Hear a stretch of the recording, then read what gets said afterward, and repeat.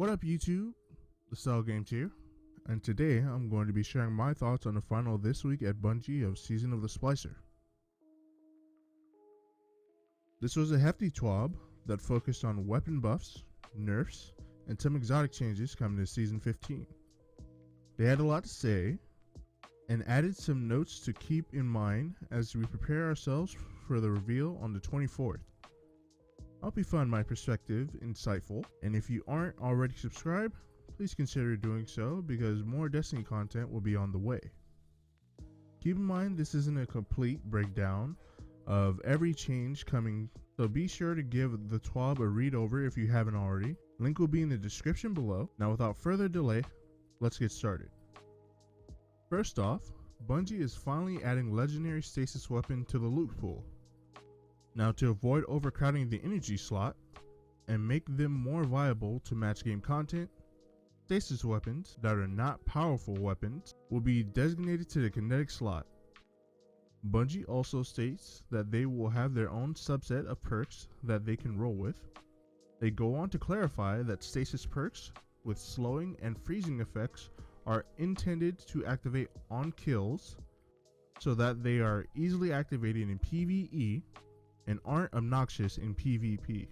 I'm interested in seeing how these weapons will shake up the meta, especially in PvE, given the impact the subclasses have had on the GMs and raids. Depending on the ad clear capability of the new weapons, having a fireteam member with a Stasis weapon equipped may become meta, as well as new potential strikes having all 4 elemental shield types. Moving on to the next section, Bungie has decided to make all primary weapons have infinite ammo. This is a great change because as someone who participates in in-game PvE such as GMs and raids, it's always frustrating to have nothing to combat PvE enemies with and having to wait till the game decides to bless you with ammo which spawns seemingly from nowhere. Though this is concerning in a way, because this could potentially mean that if you have no special and heavy ammo, you'll have no choice but to hope for an ammo brick to drop from a combatant in PvE. We'll just have to wait and see how effective Ammo Finder will be next season. Now for some upcoming changes to weapon archetypes. Starting with breach grenade launchers, Bungie says that they will be reducing blast radius of projectiles by 0.4 meters. Splash damage is brought down by 20, taking a total damage from 220 to 200 before spike grenades and proxy grenades are taken into account. In PvE, damage is being buffed by 12% to make up for the splash damage reduction, resulting in a small overall buff to damage. Bungie goes on to clarify that Witherhoard is not affected by this. This change is understandable for PvP, so hopefully we'll hear less complaints there. As for PvE, I'm glad we'll have a bit more reason to use breach grenade launchers next season as a burst damage option, given we most likely will not have breach and clear next season. Light machine guns will be getting a 20% buff to damage overall in PvE. This is great. While they were still decent for ad clear, the horrible boss damage simply was not worth the ammo. Hopefully we'll see more variety in in-game with this buff in terms of heavies. Scouts and hand cannons are getting a 15% buff to damage versus red bar enemies.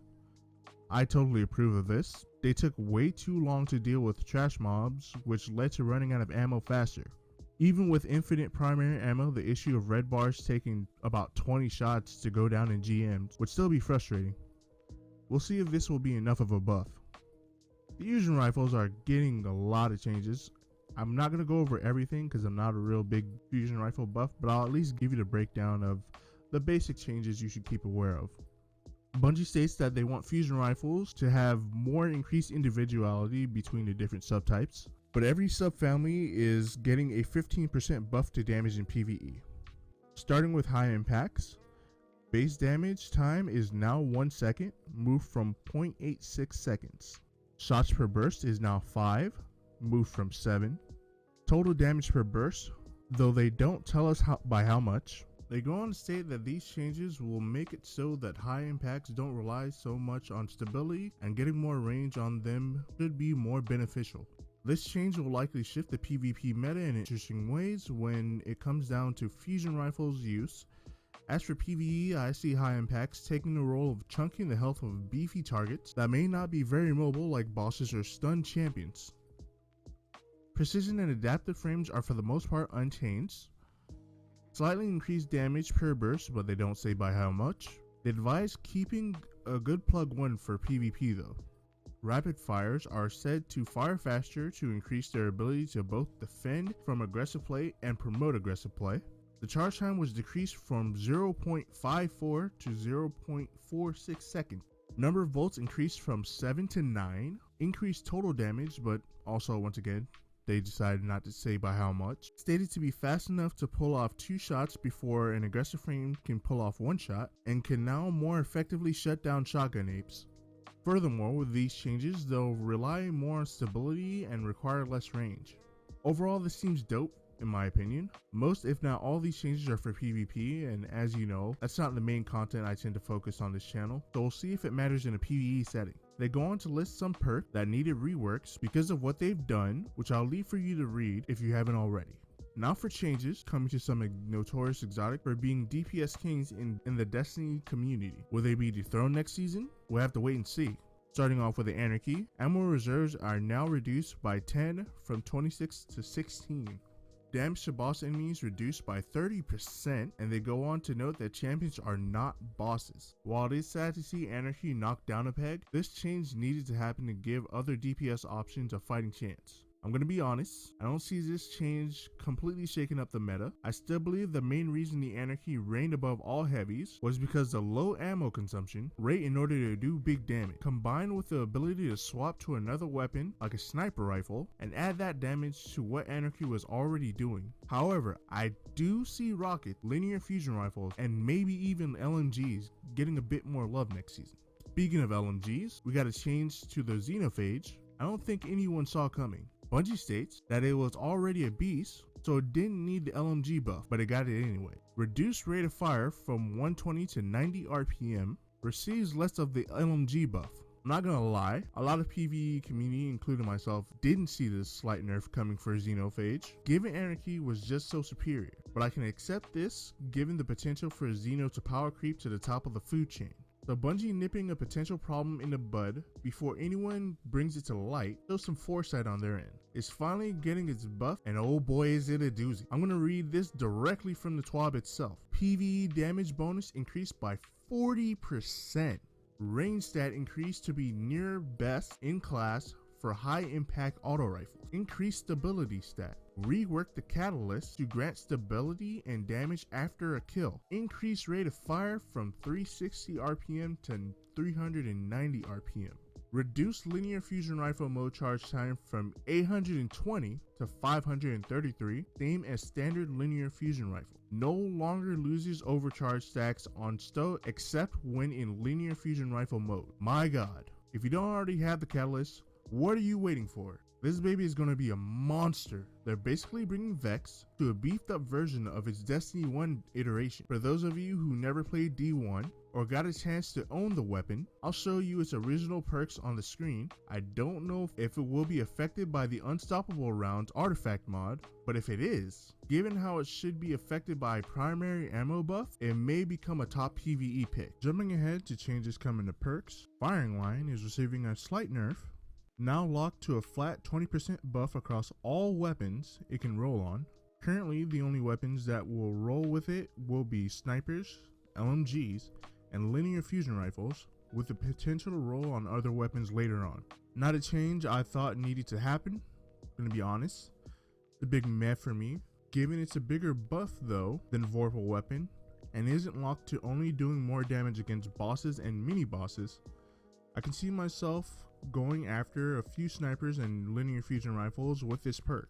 I already have a 7th Seraph Saw with it that I can't wait to take for a spin. Bungie states that certain damage perks only affect the impact damage on explosive weapons. Going forward, the following perks will also affect detonation damage as well: Kill Clip, Rampage, and Adrenaline Junkie.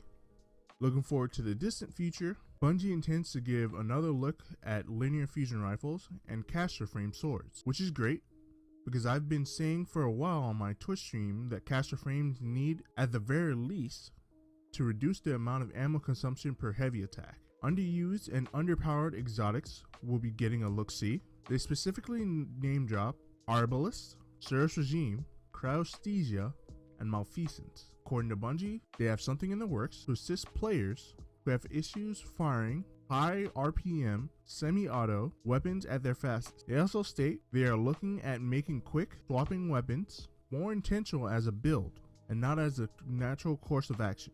Next season's ritual weapon is going to be a rocket launcher with explosive light, a perk previously exclusive to the Wendigo heavy grenade launcher. One more weapon is going to be added to the loot pool for Strikes, Crucible, and Gambit.